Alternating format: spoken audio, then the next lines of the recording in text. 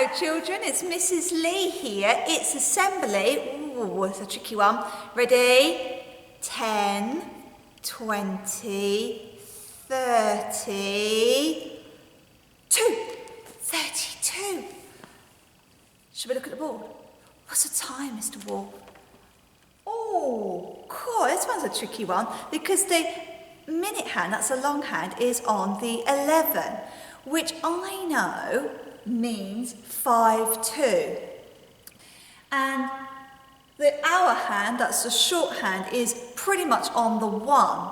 So if we put that all together, it means it is 5 minutes until it's 1 o'clock. So we say 5 to 1. Now, if you did that in digital time, you'd have to count all the way around to find out how many minutes past the hour. Should we do that? So if you count with me in fives, 5, 10, 15, 20, 25, 30, 35, 40, 45, 50, 55, we would say that it's 55 minutes since it was 12 o'clock. So we would say it's 12:55. Gosh, time's tricky, isn't it? It's 5 to 1 though. 5 to 1 in the morning, I hope that you're still asleep. 5 to 1 in the afternoon, and I hope that you have had some lunch and your tummy is full, giving you lots of energy, you're ready to get going and do some more learning. Shall we have a little look at our board and see if there's anything else that we can have a look at? Oh, our language of the month. It's Malayalam, Namaskaram, and our Makaton sign is, do you remember, it's different. Ready? You do it different. And we've been learning about that you and I are different. We might like things that are similar, but we also like things that are different. Let me have a look in my basket. Here's my basket. What have I got in my basket? Oh, we were looking at this poster, weren't we? Do you remember? The British values. And we looked at this middle one here, individual liberty. I'd like to look at the next one now. I'd like to look at mutual respect. And it says here, we sometimes don't agree with each other, but we respect each other's ideas and thoughts. We use conflict resolution to help us sort out our problems. But today, I want to talk about respect. And you might be thinking, Mrs. Lee, what does respect mean? You might have heard that word on the television. Shall we find out what respect is? So I've got 2 things I'm going to share with you. A little PowerPoint here. Some lovely, lovely pictures on it. You can see those 2 children sitting on their brick wall together. They look like they're happy, they're smiling and they're holding hands. Oh, the first thing it says on here is, who should we respect? Well, there's lots of things on this little page. Animals. Put your thumbs up if you think you should respect animals. Definitely. Friends. Have a look around. You might be on your own at home or you might be in school, but you've definitely got lots of friends. You should respect them. Teachers. Mums and dads. Ourselves. Yeah, we should respect ourselves. Brothers and sisters, it's a bit tricky. Do you remember Clarice Bean was finding it a little bit tricky at the beginning of the week, wasn't she, when she wanted to find some peace and quiet? But we should respect what our brothers and sisters want. In fact, we should respect pretty much all grown-ups, pretty much everyone. Okay, what else does it say? Oh, how do we respect others? And there's lots and lots of different ideas on here, and some of them link with our golden rules. So if you follow the golden rules, especially number 7. What's number 7? Yes, that's right, good manners. If you use good manners to everybody, that's a way of showing respect. Right, shall I have a look at my book? It's called I Don't Care, Learning About Respect. Got some lovely, lovely pictures in it. Hopefully you'll enjoy the pictures. Ready? Okay, here we go. More of a non-fiction book, children. Respect can mean all kinds of things. It can mean, I admire your good qualities and someday I hope to be like you. I think he wants to be like this basketball player. And usually Usually we feel like this about our parents and our teachers. Oh, that's my mum. Our teacher's great. Respect also means showing concern and consideration. Wow, lots of long words in this book, isn't there? The way our parents and teachers care for us shows us that they respect us. Who's ever had first aid given to them by one of the grown-ups in school? They're considering you. They are being concerned about you. That is showing you respect. Our grown-ups encourage us to do our best. We can also respect people we don't know, people we've read about in books or seen about on the television. We admire them for the things that they do, and that could be people that are alive now and people that are no longer with us. I don't know if you recognise any of these people. Ask your grown-up who these people are. We need to show respect in other ways too. We should always be ready to respect somebody else's opinion. I don't like milk. Even though we don't agree with them, we should still listen to what they have to say. We need to respect other people's feelings. If we don't, then we may say things that upset them and make them feel sad. A good thing, isn't it?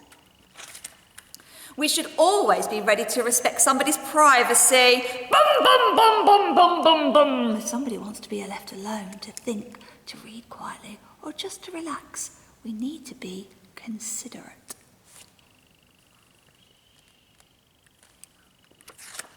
So that we can all live together safely, there has to be rules that everyone respects. There are rules in the classroom, such as, oh gosh, don't play with scissors. Don't flip paint around a room.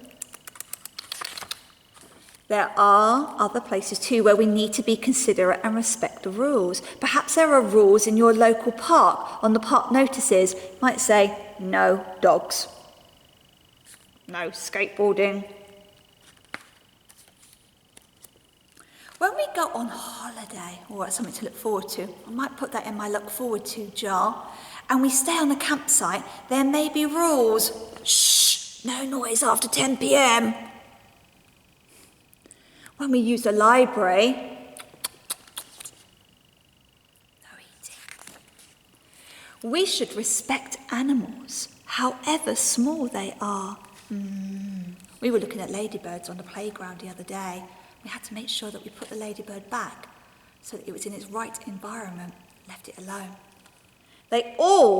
Animals all have the right to live just as we do. We need to show respect for the places we visit so that others can enjoy them too. We don't want to walk around places where people have thrown away their rubbish on the floor. Nor do we want to find graffiti spoiling the places that we visit.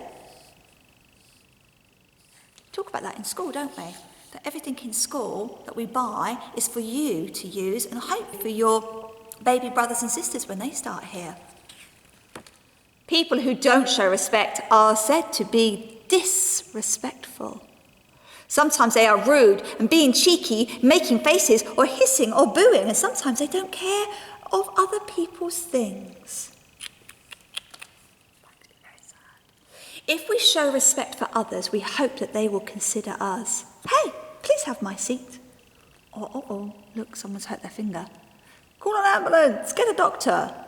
If we are concerned for others, we hope that they will show concern for us. Perhaps the most important sort of respect that we need to develop is self-respect. This means that we have a feeling of pride in who we are and what we do. We show respect to others by behaving in the right way and considering their needs. Look, he's helping his grown-up with the washing up. I wonder if there's anything in that book that's made you think about how you could be more respectful. I like that thing that if I show you respect, then hopefully you'll be considerate and show me respect. It's a great idea, isn't it? Just going back to this, I love this page at the back. It's got a pledge page. So it says, how about having a pledge for the week? So will you say, excuse me, when you pass another person. So all week, you've got to try, whenever you need to get somewhere, say you're in a dinner queue and you want to get the knife and fork, that you would say, excuse me, if somebody's in the way. Or if you were walking out towards the playground and somebody was coming in, that you would stand to the side and say, after you, or excuse me. Oh, that's a good one, isn't it? What about holding the door open for somebody else? That's a good one. We can do that one at home, couldn't we?